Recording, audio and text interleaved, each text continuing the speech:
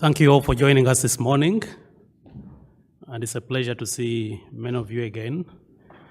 My name is Patrick Onyango Mangen, and I work with TPO in Uganda as a country director. We're extremely honored to be sharing the Uganda experience, and with me I have colleagues from Uganda, the ministry, as well as a representative of Child Fund. I will introduce them as time comes along.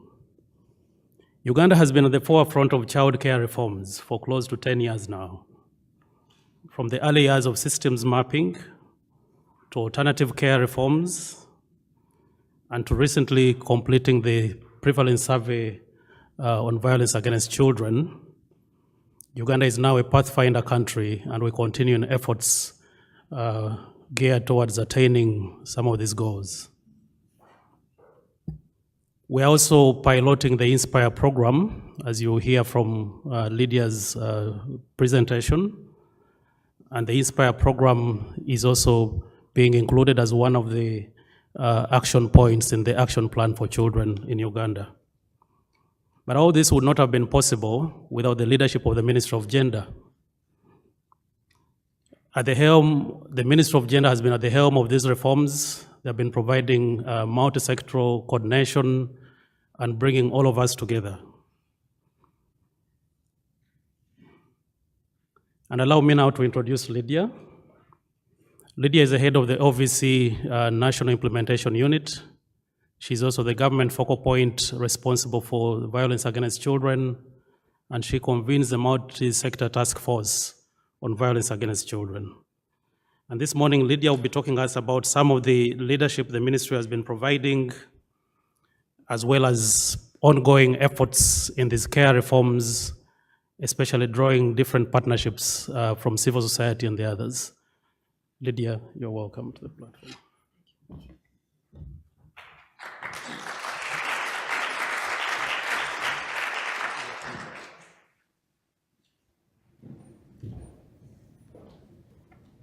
Good morning, ladies and gentlemen. I've already been introduced by Patrick, so I'll go straight to my presentation to show you the role of government in building a multi-sectoral response to end violence against children in Uganda. First of all, we are working tirelessly to regulate the social service workforce, and this we are doing very closely with the National Association of Social Workers in programs like in-service training with tertiary institutions, including our main university, Makerere University, Kampala. In terms of service delivery, we are apparently trying to establish a comprehensive case management system that is comprised of the workforce, the structures, the information systems, and as government, we are doing this with support from World Education Bantwana, with support from For Children, with support from UNICEF Uganda, and several other partners. We are also providing policy and strategic direction, and I have the pleasure to inform you that Uganda has developed the first ever child policy that addresses all issues of children, all the 4 cardinal rights of children, and which is now complete. And it is in this, together with its national action plan. It will soon be launched because it's towards completion levels. In terms of research and innovation, we are working with the AfriChild Center for Research on the African Child, which also participated in the Violence Against Children survey study, and so many other partners. I just mentioned the AfriChild Center as just a case in point. In terms of program and project development and capacity building, we have a lot of programs specifically targeting the orphans and vulnerable children. We have the Uganda Women Entrepreneurship Program, where the women directly benefit in terms of resources on a revolving fund basis. These resources normally end up benefiting our children, because the women, you know what it means, the relationship between a woman and a child. We have the Youth Livelihood Program, specifically targeting children and youth. where the youth are brought together in groups, and through that revolving fund, they access government funds to help them develop economically. We have the community development, community demand-driven program, where we consult the communities to tell us what they want and what they expect in order to help them do what is best suited of them. We continue to advocate and lobby for programs to end violence against children from several of our partners, including the development partners. USAID and UNICEF, like we have heard from the past speakers, has come in handy, and so many others to support government in all these efforts. We coordinate all stakeholders, including government agencies, development partners, civil society, faith-based organizations. We do this through the Child Protection Working Group, which is comprised by quite a number of partners, over 61 of them apparently. They meet on a quarterly basis, they draw work plans together, they assess programs together as an entity. We continue to create partnerships and collaborations, because to us, ending violence against children is everyone's business. It's not only a business of Ministry of Gender, Labor and Social Development, but education has a role to play, health has a role, justice has, just to mention but a few. In terms of providing leadership and coordination, Uganda's efforts to end violence against children are centrally coordinated by the ministry that I represent here, that's Ministry of Gender, Labor and Social Development. But in this, we work very closely with the Uganda Bureau of Statistics, the Ministry of Health, Ministry of Internal Affairs, including Uganda Police and the prisons, the Makerere University, TPO Child Fund, and so many others. We do this on quarterly basis, where we convene meetings that bring together all the partners. We assess our progress, we develop work plans, and we implement together as a team. This small sector task force that I'm talking about is chaired by the permanent secretary, who is also the accounting officer of Ministry of Gender, Labor and Social Development.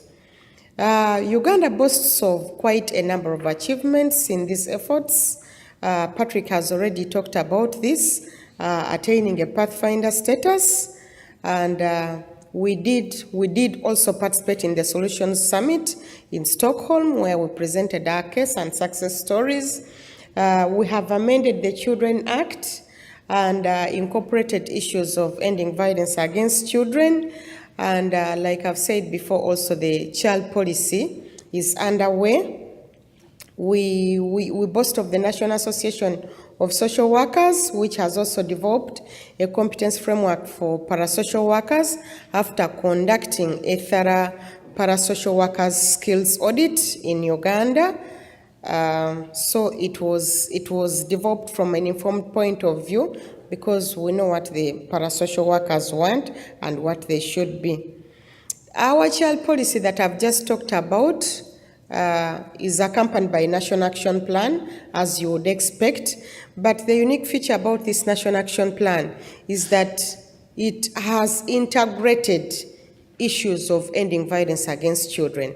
As Uganda, as a country, we are not developing a separate plan for ending violence against children, but we have integrated all the key recommendations of the report into the child policy so that it's handled together.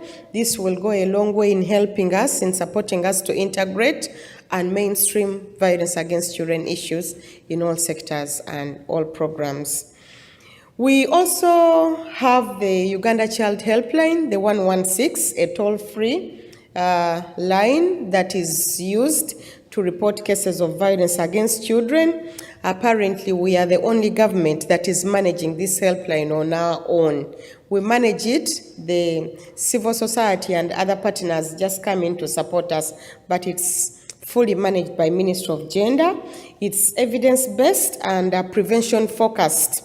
However, it has a strong response system in place to rehabilitate survivors of violence that we were not able to detect and prevent. We use data for transformation. Apparently, we have the violence against children data. Children survey. We are one of those 14 countries that the past speakers have talked about that have successfully conducted the Violence Against Children survey, and this data is already with us, though the report has not been launched yet, but the data is an authentic data, so we have already started using it. Uganda is unique in that we have regional blocks, unlike other countries, so we are able to tell which region is affected by which particular type of violence, so that as we design the interventions, we know what to do, where and when. We have, this was managed by the technical working group, we have a technical working group which is also chaired by the permanent secretary, who is also the accounting officer, and co-chaired by the Commissioner for Youth and Children Affairs. This technical working group coordinated all the efforts to conduct the Violence Against Children survey, and apparently the same technical working group is working on dissemination activities, including rolling out the Inspire and implementing the key action, the key recommendations that were raised in the report.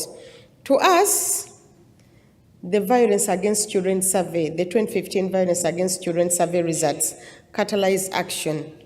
We are using them right now as an advocacy tool to awaken everybody on what is happening in our country, to break the silence also, because many children have been suffering in silence. They wouldn't speak out. We are breaking silence with these results.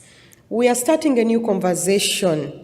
What have we not done well? What can work better to end violence against children in Uganda? And in this, we are stimulating action to end violence to zero levels in Uganda. Our ongoing work, we are currently implementing a pilot project supported by World Health Organization through a grant to World Vision International and TPO Uganda to pilot the Inspire framework. We are doing this only in one district as a pilot out of the 122. This is a one-year program. When we get successful, of course, we shall have a lot of lessons to learn, and we shall cascade to other districts. Vax dissemination is ongoing. Having data is one thing, but also sharing this data is another, so that people get to appreciate how our children are suffering and they stimulate action. We are doing this with support from TPO. We are doing this with support from UNICEF Uganda, Child Fund International, and the AfriChild Center. We are strengthening policies and legislation. I've already talked about the child policy, but we are also developing and strengthening legal protection and policies for children, and ensuring their effective enforcement is key to prevention and elimination of violence against children. We are working round the clock to strengthen the social protection systems to overcome the weak socioeconomic status of families, which is a key underlying cause of violence against children, because our study revealed that poverty, issues of gender-based violence is key to stimulating violence against children and gender-based violence amongst women. We are also mapping the available interventions as a starting point to know where to pick it up from. What is where, who is doing what, so that we can know where the gaps are and try to fill in those gaps. We are also working on improving our data and information management systems to effectively track cases of children entering the child protection system and strengthening accountability for results. Apparently, the only system we had was the OVC management information system, and this was reporting only children that have accessed services. But we are trying to improve that system to make sure that we capture all the children that need the services, so that when we lobby for support, we can be able to track to know who needs support, so who can support who and from where. Basically, that's what we are doing. I thank you very much for listening to me.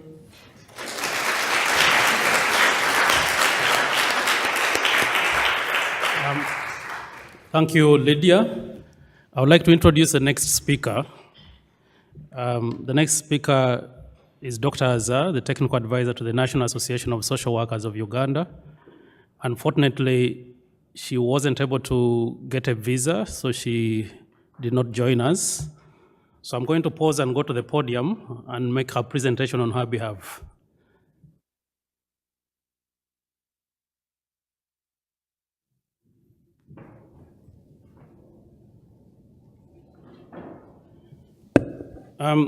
The social work profession in Uganda is not as regulated as you might be familiar with in other countries.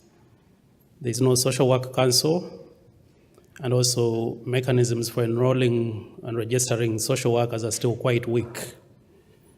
So the National Association of Social Workers was founded in 1972, but it's not been very active until recently, with support from the Ministry of Gender, the National Child Protection Working Group, and several other entities that have come together to begin the process of regulating the social work profession.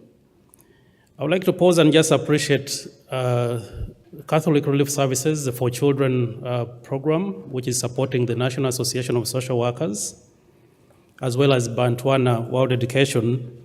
And these two are working very, very closely to ensure that regulatory mechanisms are put in place and the work of social workers, whether in formal or informal sector, is well supported.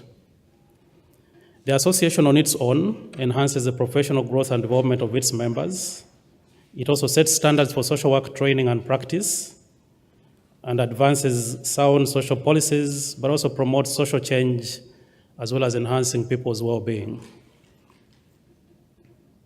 Those are the structures. Some of these pop-ups, I'll just slip through them, and then you can see them on the board. And this is a policy and legal context for social work and the practice in Uganda. Like I mentioned, it remains unregulated, and there's no regulation to support its establishment. And some of these are the policies within which some of that regulation can be tapped into. The Children's Act defines the roles of the social workers, the Equal Opportunities Act, and the Social Development Sector Development Investment Plan, as well as the National Gender Policy. What is the status of the social welfare workforce in Uganda? So you will see the sectors, gender and community development comprise about 37%, and then you have health, 27%, and the other sectors take the other portions. Where are social workers most employed? You see here it's 70% are employed within NGOs. Government employs about 15%, and then private sector actors as well as others employ the other 14%. So the NGOs still employ the biggest proportion of social workers upon graduation in Uganda. 66% of these work at community level, which is a good resource for us to tap in. It allows us direct access to service users. 16% work at national level, mostly in policy level positions, planning and development. And then 18% are working individually in their own practice. What are some of the gaps in the social welfare workforce? The lack of policies to regulate the social welfare workforce. Like I mentioned, there's no council. Few social service positions in government, only 57% are filled. As we heard from one of the keynote addresses, these efforts being put into filling these positions. I think 4 years ago, this was up to about 37%, about 35% filled positions in government, but this has gone up now. Not all social work positions are filled by qualified social workers. So if you don't have a regulatory mechanism, anybody who has done a training, whether in development work or related field, could pass themselves for a social worker, but that is what we have in the country. So there is still a gap. The ratio of social workers to clients is 1 for every 6,000 in need of services. There are also other constraints which we don't present here, such as constraints of geographical access and remoteness of the service users.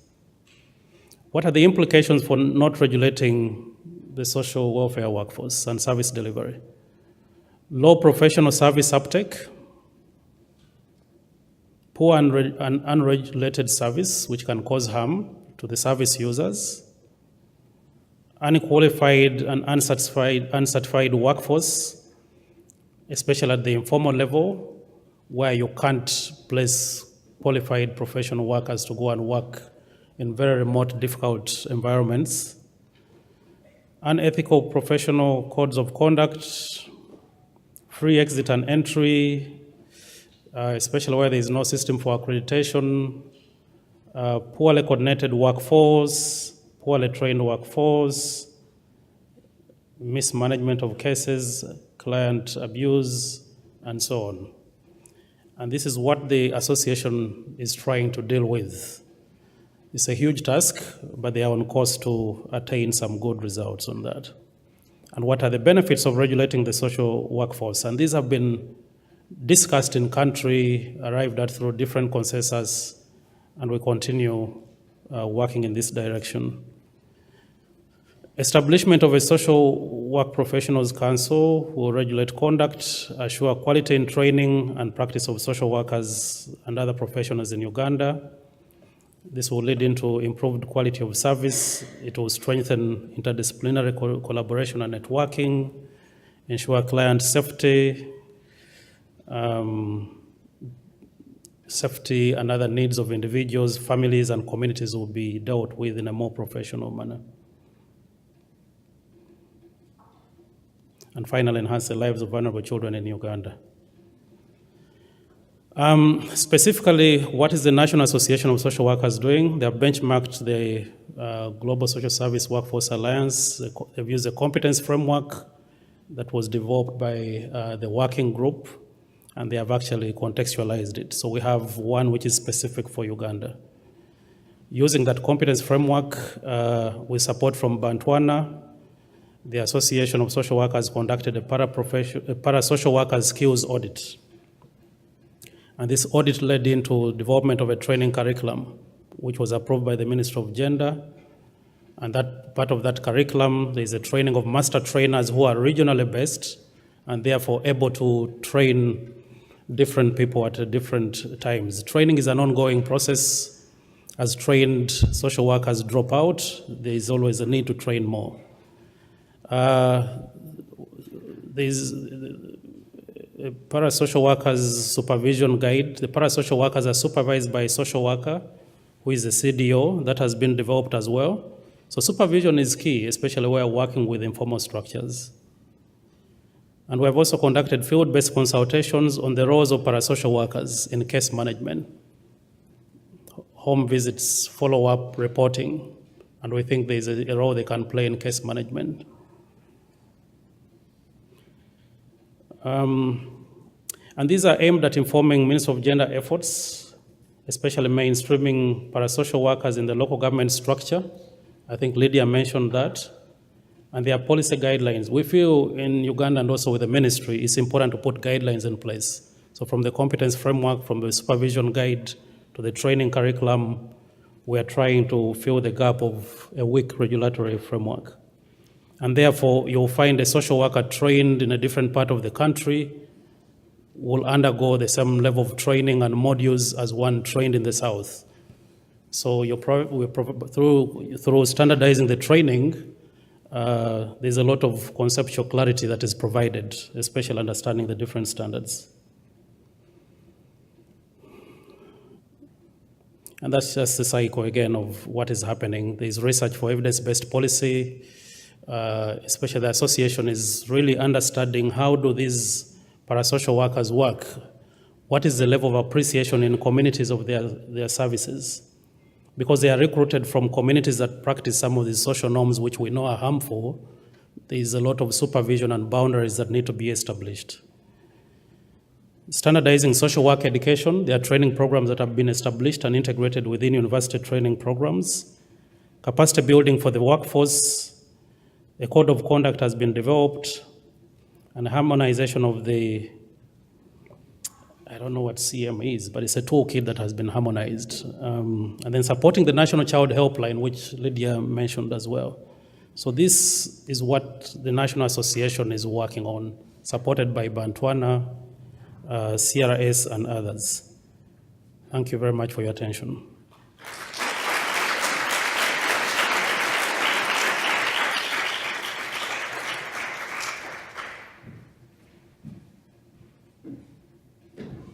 So now I will introduce Timothy to make the third presentation. Just a bit, Timothy. So Timothy Opobo is going to be talking about the civil society collaboration with government in addressing violence against children.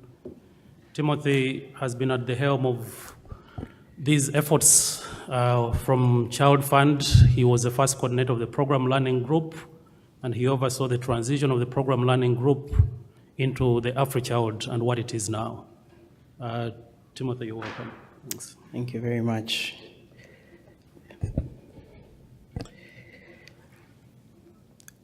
Well, I'm going to be speaking for the 70% that Patrick talked about in his presentation. I work with Child Fund International as a child protection manager, but my presentation is really reflecting the other actors beyond Child Fund, civil society organizations that are working in Uganda and doing collaborating with government. So in terms of context, I think I will not say much, but maybe just highlight the fact that we still have quite a difficult situation in the country, and children are facing quite a lot of risks and also exposed to a lot of violence, be it child labor, early marriage, be it physical violence, sexual, emotional violence. We, as a country, although indeed we have made progress, a lot still remains to be done. Both the previous speakers have made mention of the National Study on Violence Against Children that was undertaken in Uganda. And as a country, this study definitely was a landmark, given that we didn't have national level statistics of violence against children. And with this study, we are able to get an authentic picture of where we stand as a country, and therefore design our programs from an evidence-based perspective. I think the other important thing that Lydia did mention was that this study in Uganda also went as far as giving a regional analysis on violence against children, so giving very specific regional data. But in terms of where we stand as a country nationally, that is where we are in terms of statistics. One quote from the report on violence against children is that most victims of violence do not know where to go for help, and when they do, just a handful get helped. And this speaks to some of the challenges that Patrick was talking about in his presentation. Challenges from the services and the standards in the quality of our social welfare workforce. So when we talk about civil society, who are we talking about? We're talking about different actors, international NGOs, local NGOs, faith-based organizations, community-based organizations, operating at different levels, at the national level, district level, sub-county level. In terms of the role that civil society actors are playing in trying to address the issue of VACs, and this, again, I'll repeat, is where the 70% of the workforce really plays the role in advocacy, trying to work closely with government to shape the policy and legislative environment to address the issue of violence against children. In the area of training and capacity building, funding for some of the initiatives, research, in program implementation and program design, in direct service delivery, case management, as was also spoken about by the previous speakers, and in trying to enhance accountability. Now, at the national level, the CSO actors are specifically supporting the development of strategies, and many of the strategies that Lydia did mention about that are being led, the development is being led by government, is really a collaboration that government is undertaking with CSO actors. And that also reflects the multi-sectoral nature of our setup. In research, a case study was the National Study on Violence Against Children, where we had different actors. We had the CDC, we had UNICEF, TPO, Child Fund, the the AfriChild Center, and many other actors, and trying to generate evidence to address these issues in dissemination and simplification of the laws and policies. At the lower level, which in our case is the district level, a lot of effort is being put in capacity building of the social welfare workforce, training of social workers and parasocial workers at different levels, supporting the action centers that actually are supposed to respond and support the National Child Helpline that was spoken about. In enactment of district ordinances, and these are just local laws that govern specific areas to address specific issues on violence against children, dissemination of findings, and as Lydia mentioned, we are going all out to try to ensure that although we undertook, for example, the study on violence against children, we are disseminating it and getting people to really appreciate how grave the situation is and why we need to take action. At the lower level, which in our case is the sub-county or community level,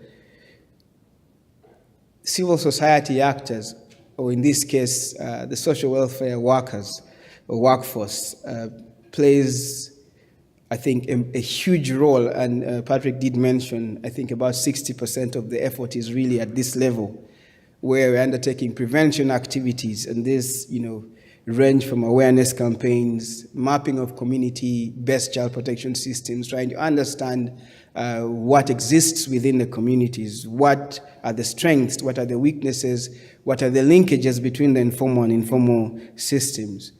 Promoting of a safer school environment, because indeed in a country like Uganda, yes, we have made some progress, but as I said, we still have a lot to be done, where we have a huge school dropout rate really linked to the violence that happens against children within the school environment. And so trying to promote safer schools, addressing the issue of life skills and seeing children themselves as agents of change. So child empowerment activities, and also community dialogues, where communities sit together and try to come up with ways of, first of all, understanding the issues, but also addressing the issues. And then the other side, which is the response side and the case management side, where it is still an area for much improvement, linking again to my previous speakers, the issues that were raised, the issue, addressing issues of reporting and registering of cases, provision of psychosocial support, referral, case follow-up, and home visits. These are some of the things that the CSOs are engaged in.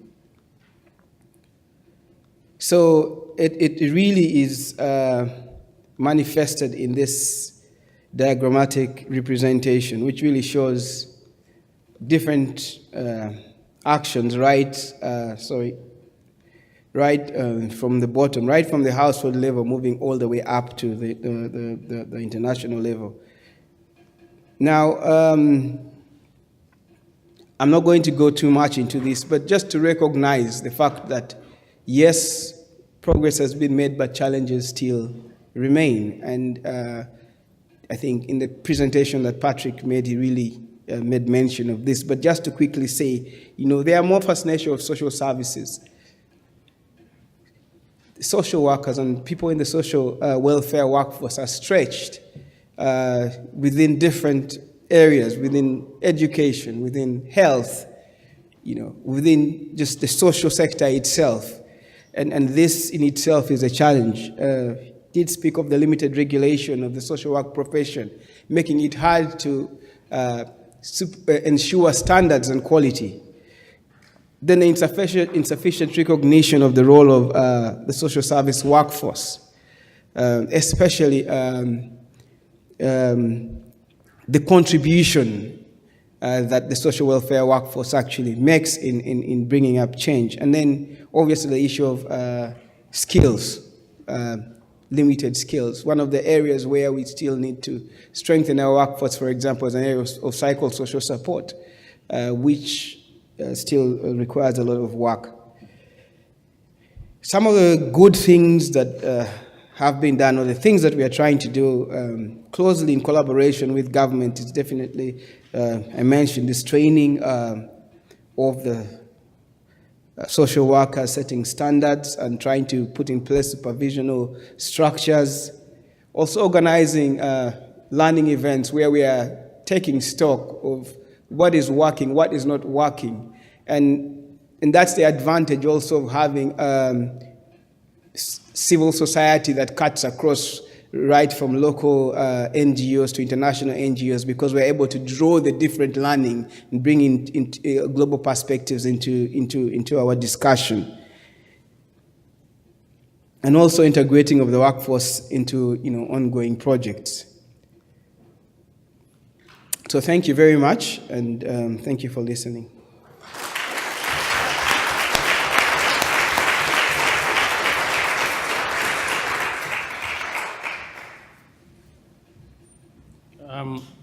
Thank you, Timothy and Lydia. Colleagues, as you've heard, the Uganda experience is basically to portray government-led efforts. And we see the importance of putting government at the center of these reforms. Lydia made a very insightful presentation on how government is at the helm. Of course, as NGOs, we primarily exist to support the government in its efforts. And then we've heard from Timothy, but also we heard about the National Association of Social Workers' efforts as far as regulating the care, the social work profession. We have some time for questions, and the floor is now open for questions. Thank you.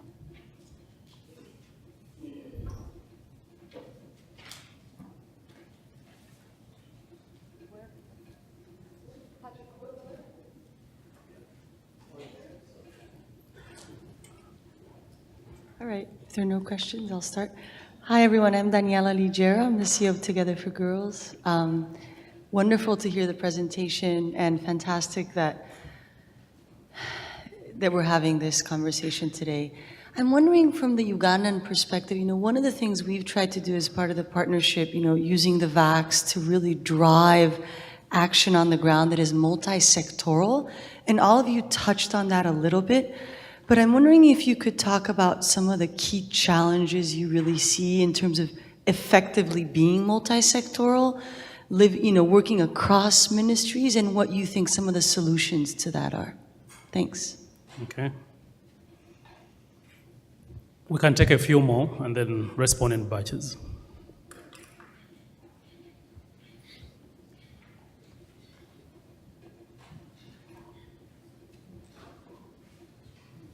Hi, thank you so much for your presentation. I'm Jennifer Lee from the International Rescue Committee, and I'm also coming more from the humanitarian space. And so I think I'd love to learn more. I actually have a couple of questions, but one of the first ones is you spoke about sort of using global guidance and policies and then really trying to hone those down into continuous training as well as supervision models. So I'm curious more to learn what that actually looks like in practice, particularly as you raise that there aren't always existing policies or frameworks in place. And so I'm sort of just wondering, more practically in practice, what kind of models you're using, particularly around supervision and capacity building continuously. And then the second question I have is really around sort of the coordination from the national to the community levels.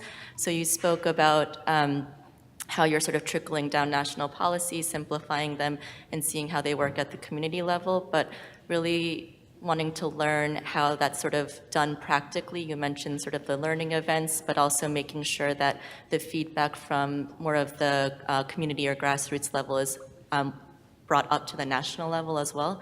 So I'd love to hear more about that. Thank you.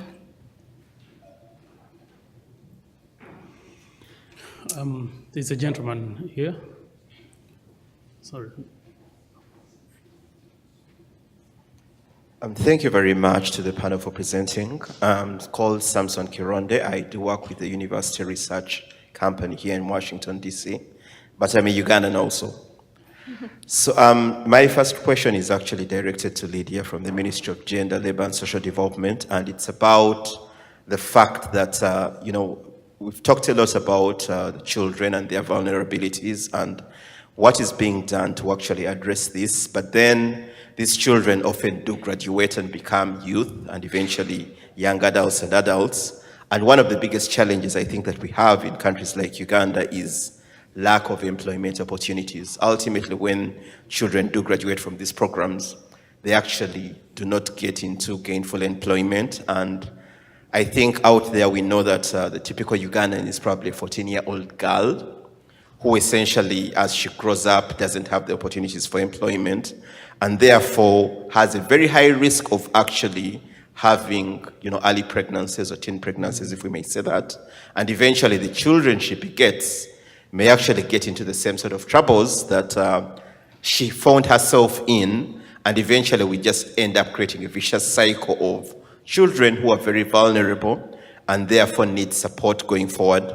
And I'm wondering what your ministry, as the Ministry of Labor, in addition to all the other things that the ministry does, what it is doing to actually address this issue of being able to get gainful employment opportunities for these children as they graduate from some of the other programs. And the second one is directed at Patrick, and that is really the question of, in many countries, we realize that the social service workforce is actually part of the community health worker strategy of countries. Many countries are trying to actually formalize these strategies and make sure that as universal health coverage is coming on board, social service workforces are part of this. And I'm wondering whether the paraprofessional social workers that you talked about in Uganda are actually being considered as part of the re-engineering of the community health worker strategy in Uganda, where you're moving away from village health teams to actually forming teams that have community health extension workers and others. So in other words, are the paraprofessional social workers or even the other social workers going to be part of that community level structure that is being put in place to be able to address promotional and preventive public health issues at the community level? Thank you. All right, thank you. We have a few questions from the online audience that I'll be posing throughout the day as they come in. So first, a number of shout outs from your colleagues in Uganda who are watching. We have a pretty large audience from Uganda online, as well as some folks from Cape Town and Kenya and the Philippines saying hi to everyone. So the questions tend to overlap. That what steps have been put in place for regulating social workers, and what are the next steps toward establishing a council? And for those who are in supportive roles or paraprofessional roles, what types of qualifications and criteria are in place for their roles and social workers? So those are some of the few questions we received online. Okay, I see there were two more questions, but I would like us to respond to these. We have about 5, and then we will take another round. The first question, partnerships with VACs. What is driving this? What are the multi-sectoral challenges, and how are you addressing some of these challenges? Lydia. Thank you. One of the key challenges we have in this multi-sectoral approach is the duplication of efforts. Many of our partners, the reason why as government we are emphasizing integration and streamlining VACs in all government programs so that we avoid issues of duplication and over-concentration of services in particular places. We have regions that have had war. We have a region that has had war for the last 20 years. And you find that there are a lot of efforts every organization will be running there. And we tend to ignore some of the regions, for instance, where the political cream is coming from with an assumption that that is okay, which is not actually true. But we also have some other challenges which are not directly because of the multi-sectoral efforts, but influencing. We have, in Uganda, there is a tendency to believe that some of the violence happening to especially children and women is normal violence. And this was confirmed by the findings of the survey itself, where I would ask respondents, no, we think that mommy beating daddy is okay. I mean, that's our culture. So we have the cultural norms and values still driving and escalating the problem of violence against children. And for some regions, some cultures are untouchable because that's their culture and belief. So that brings about some confusion. But we also have a problem of parenting, where parents have tended to ignore their roles and responsibilities because we are so much taken up by work that we tend to leave the children unattended to most of the time. Basically, those are some of the key challenges I can talk about. Hello, I just wanted to build on Lydia's submission on you know, what part of the challenges in actualizing the multi-sectoral effort. I mean, one of the things is also the whole appreciation of the systems thinking. I think that is also still a bit of a challenge, getting the sectors to understand how, you know, an effective child protection system would really function, and seeing themselves as part of this system is still work that we need to keep, you know, doing in making them appreciate. So that also is just something I wanted to add as a challenge. Yeah, there was the question then on, was it the global modules you talked about? Was it to do with training? What modules are we using? Do you want to take that? No, I think you're the best at that. The modules we're using. The training modules.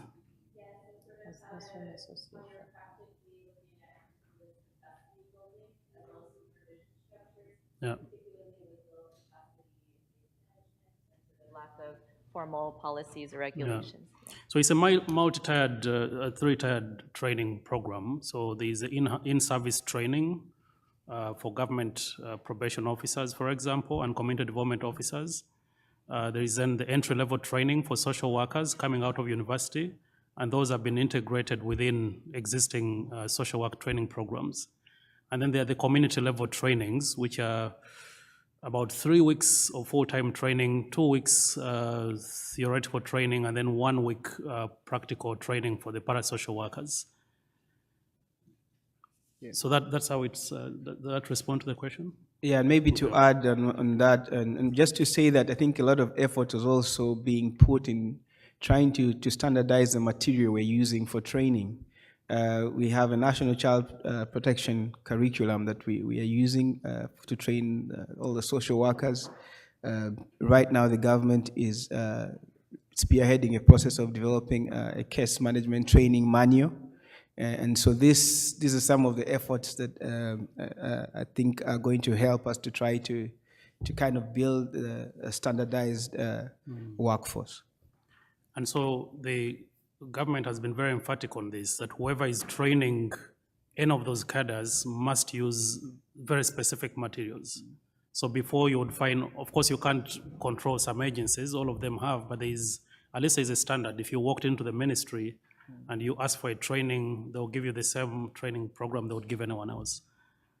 I think, Lydia, you'll take Mr. Chironde's question. He was asking about the vulnerabilities affecting the youth, the cycle of violence, and what the ministry is doing to prevent some of these issues?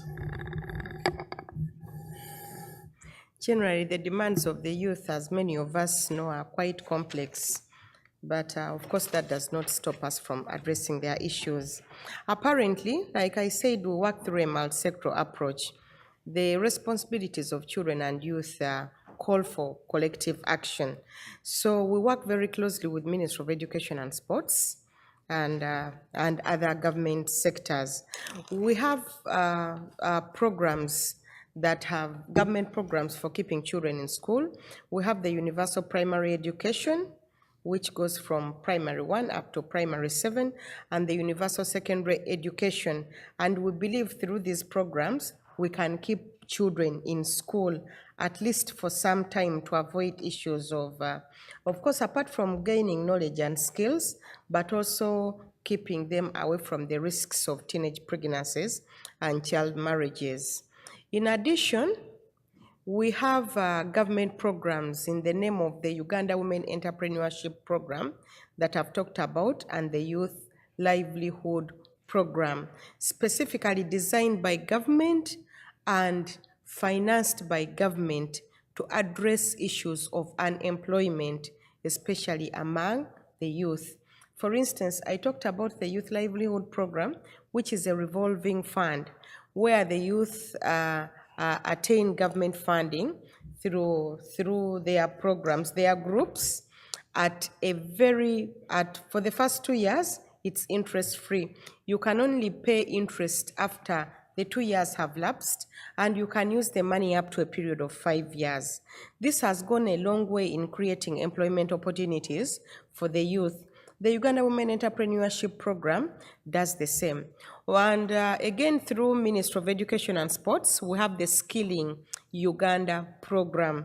Apart from attaining education, the certificates, the diplomas, and the degrees, the Ugandan students are taken thereafter to a specific program. We call it Skilling Uganda, skilling them so that they attain special skills in order to be able to find employment. And the last I can talk about is the emphasis on vocational and science programs in our country. Government has apparently established 6 vocational institutions so far, with a population of over 6,000 per vocational institute in different regions of the country to interest children in taking up vocational skills so that we don't look at only formal education in order to be able to attract employment opportunities and science programs. Thank you. I think there was one more question from Mr. Chironde, and then the online question. So Mr. Chironde was asking if the social service workforce is part of the community health work strategy. No, it's not. But if there is an issue within the vicinity where the parasocial worker is located, they are trained to respond. What they do is really very basic. They can do a home visit, they can identify and report, they can do a referral. But that's very, very critical to supporting households access services. Are they being considered as part of the health extension system? Presently, they are considered under the Ministry of Gender Framework, but maybe because they live in the same community, they might have a role to play. The online question was about what are the present efforts towards establishing the council. Just 2 weeks ago, the National Association elected their new president, Michael, who was actually one of the ambassadors. So he has that on his to-do list. What I can say is an issues paper has been prepared, and I think a blueprint is being written as well. But these discussions are protracted, but they are ongoing. What type of qualifications are required of a parasocial worker? None. I think parasocial workers are volunteers. They want to help. They live within the community. They have community mobilization skills. They don't have to speak English. They have to speak the local language. They are respected within their community, and they are volunteering their time to support. So we can take another round of questions. Maybe we have some more online questions as well, but let Lydia just add something. I want to add something on the parasocial workers. As part of government efforts to build a comprehensive case management system, of course, the workforce is not left out, including the parasocial workers. We are trying to establish a criteria for the social workers, and this is being informed by the skills audit that I talked about that has been conducted by government with support from the National Association of Social Workers and the World Education Inc. Bantwana, where it was comprehensive and it's going a long way in informing what should be done, who should take up this. So probably within 1 year, we shall have a set criteria on how a parasocial work should look like. Yes, please go ahead. Hi, Ronnie Lovich from the Education Development Center. It's our experience that schools often have a hard time responding to violence against children, whether the violence happens at school or happens at home when it's disclosed. It's very hard for schools to be able to respond effectively, both in terms of support as well as any reporting obligations. And I guess I'm wondering, can you comment on anything that's being done with your education sector to better equip the education sector to respond to violence issues? Okay, thank you. Please. Okay, sorry. Thank you. Now it's official. Hi, I'm Evelyn Tomaszewski, a longtime supporter and fan of the Global Alliance. So I'm very excited to be here. Recently, there was some evidence published around the social and cultural norms of violence and violence prevention, our use of violence, and how we can, in a sense, how we respond to violence as well. And so I'm intrigued by, Lydia, your reflection on culture and cultural context, and the data showing us that there's a high level of abuse, emotional abuse in Uganda. I'm sure that's not unique. And that we have help-seeking behavior inside the family, outside of the family. We talked about a hotline. Some of these things to me are both a reflection of how we find cultural strengths and help people to use those strengths to make a commitment for change in violence prevention. So I'm wondering, are you all measuring, or might you measure, the norms and the behavior change that's happening around violence and violence prevention, that we might better inform that evidence on how we help people embrace change to create nonviolence as a norm? Okay. Thank you. Was Mark, and then there's another, we shall come to you. Yeah. Thank you all. Mine's more of a comment and maybe a question. I just want to say I'm so pleased and appreciative to hear you tying together systems thinking, the making of interventions culturally relevant, the multi-sectoral approaches, violence against children. I think as different imperatives and issues get pushed throughout the international community, the thinking to make them coherent doesn't always happen. And I think this is a really nice example, hearing from all of you about the ways that these weave themselves together in the Ugandan context. And if I do have a question related to that, you've begun to talk about how the systems thinking helps multi-sectorality. How are you all learning to kind of share leadership on these issues across civil society and the government? And we've heard about the role of researchers. How is that working at the national level in Uganda? Thank you. Okay, we'll take one and then move to this side.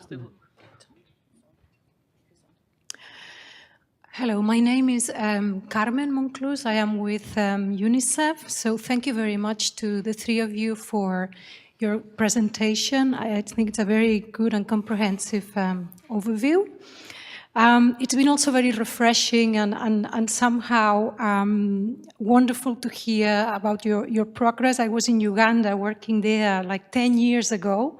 So I can see how, despite the challenges, how much progress has been made. So this is absolutely wonderful. I have a question in regards to the presentation. I think it was from Ms. Lydia Joyce on the role of government in building a multi-sectoral response. There was mention of coordination of stakeholders, including government agencies, development partners, and CSOs through the Child Protection Working Group. I wonder whether you could tell us a little bit more on the coordination on service delivery. I'm interested to hear the coordination, especially in the case management between the humanitarian cases and cases that are coming from the non-emergency scenarios. I believe in Uganda you have a combined situation very often. So it would be lovely to hear and very interesting to hear a bit more on that, what challenges, what opportunities that there might exist and avenues for building that nexus between the humanitarian and the development. Okay. Thank you. Thank you. Is one question from this lady?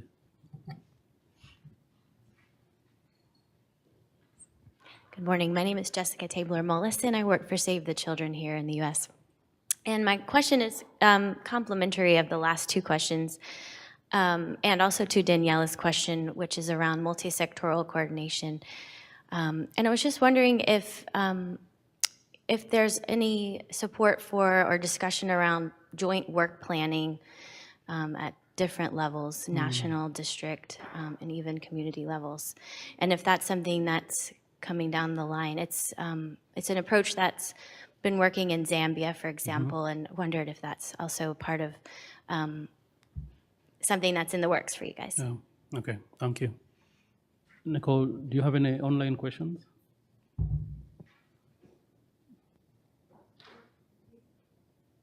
We do. The questions are aimed to Lydia about what plans may be in place for those who have graduated from university, and are there any incentives from the government or other organizations for those individuals to then return or go work in more rural areas where there are lesser worker numbers, and how to get those individuals to return to the communities they're from, as well as how to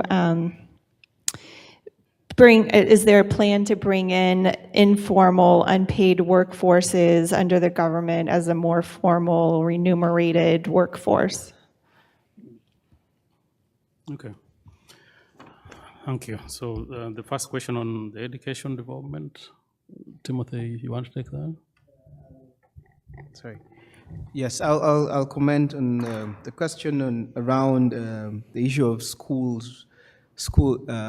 violence against children in schools, and the capacity or ability of schools to respond to this. I think you rightly pointed out that it is a challenge, and this is reflected in, first of all, the evidence that's available around the levels of violence against children in schools. That said, in terms of interventions, I'd like to speak about some of the things that we're trying to do and working very closely with the Ministry of Education. One of the civil society organizations in Uganda, Raising Voices, has made, I think, tremendous progress in developing what they call the Good School Toolkit.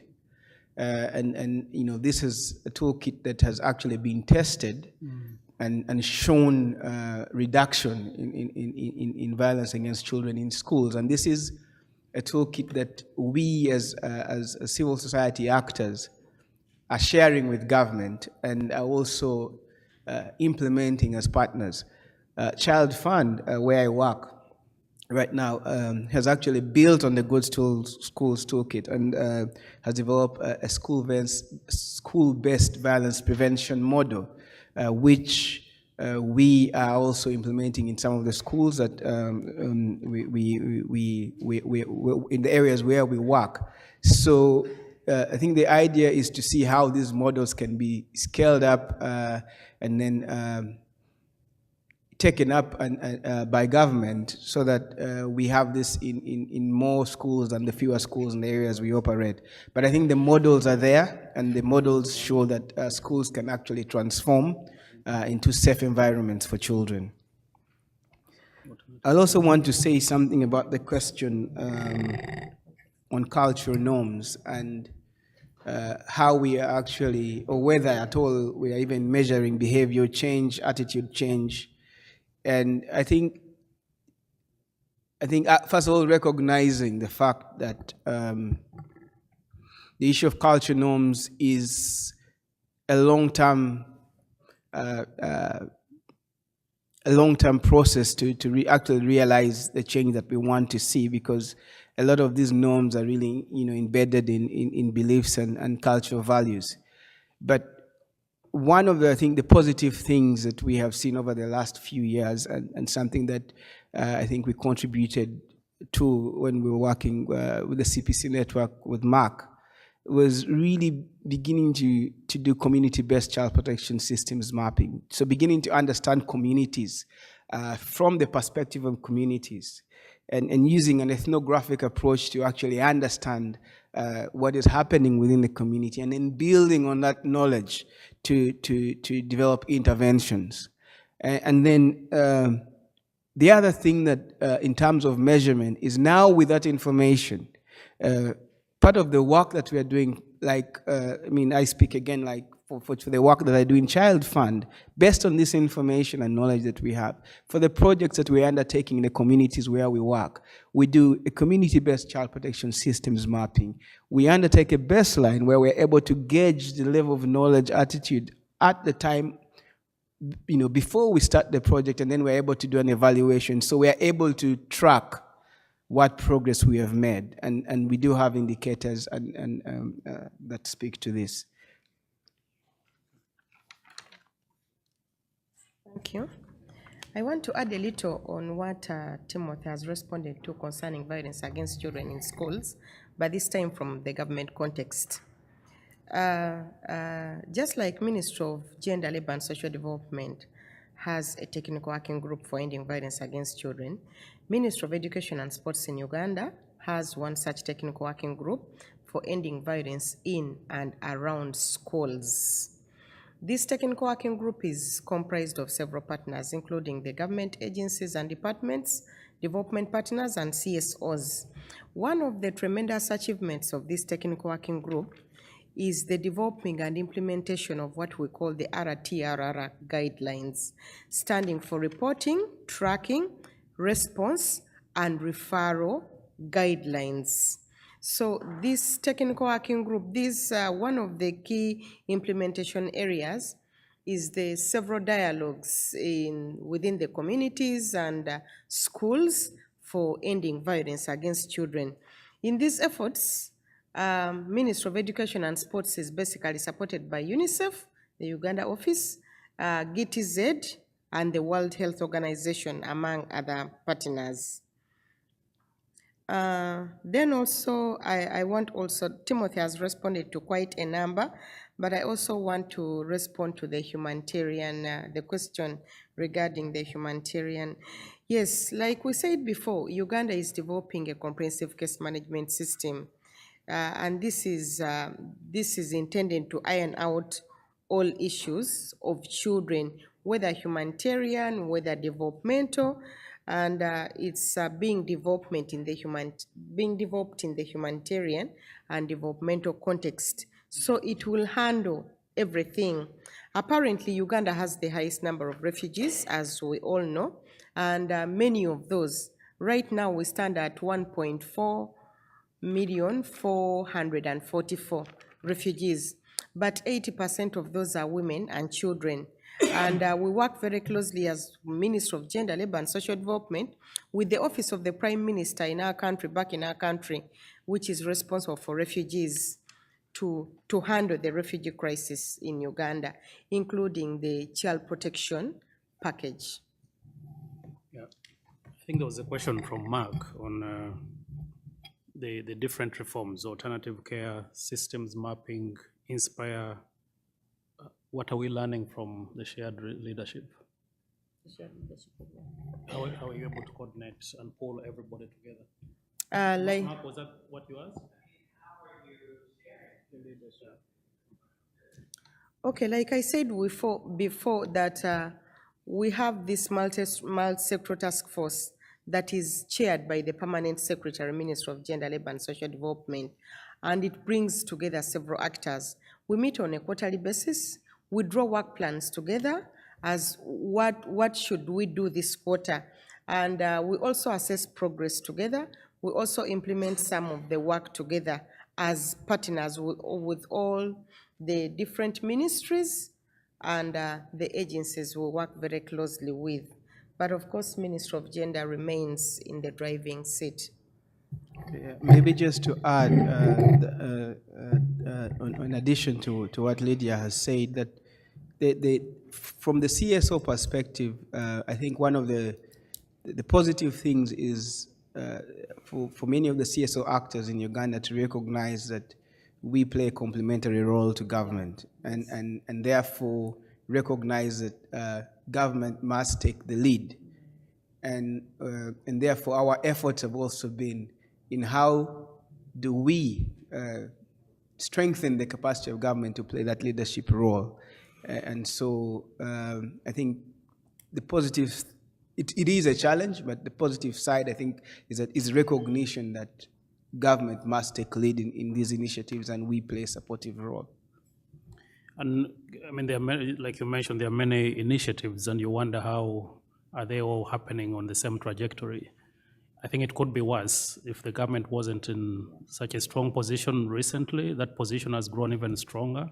I think the time we did the VAX, there were different things going on, but I think that is now, like Timothy is saying, it's much more clear now. The last questions were then the online questions.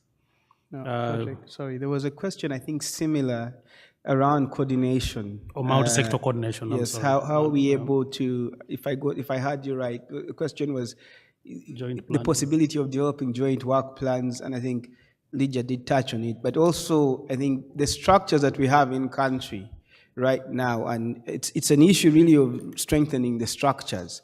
For example, at the district level, in Uganda, we have the district OVC committees that draw all the different actors together and have quarterly meetings. So at that level, the discussions are to try to ensure coordination, which, as we all know, is still not an easy thing. But then the structures are there in place. At the lower level, we have the sub-county OVC committees, which again bring the different actors together and again try to ensure that we are coordinating the efforts. But that is not to say that it's perfect. It still works. And like we said before, for us, we don't treat violence against children as a separate thing, as if it lives on an island. No. So the coordination committees that Timothy has talked about are meant to handle all issues of children. It's at the national level, and it cascades at the district level. In Uganda, we have 122, and then the lower local governments, what we call the lower local governments, all sub-counties, we have the sub-county OVC coordination committee that is responsible for looking at the child holistically. Right, so we'll just respond to the last question and then close for the break. And that was the online question on, I think they were asking about the graduation. What happens to those who come out of university and those engaged in the informal sector, are they able to upgrade? I think the Association of Social Workers is also involved in capacity development. They do support recruitment of social workers, and they are trying to develop a pool where agencies can go to and be supported as far as meeting their social workforce needs, whether it's placements or training or ongoing capacity building. Ladies and gentlemen, that's the end of the panel presentation. We're going to take a break for lunch now, and we thank you all for the questions and the participation. Tea? Oh, we're going to take a tea break.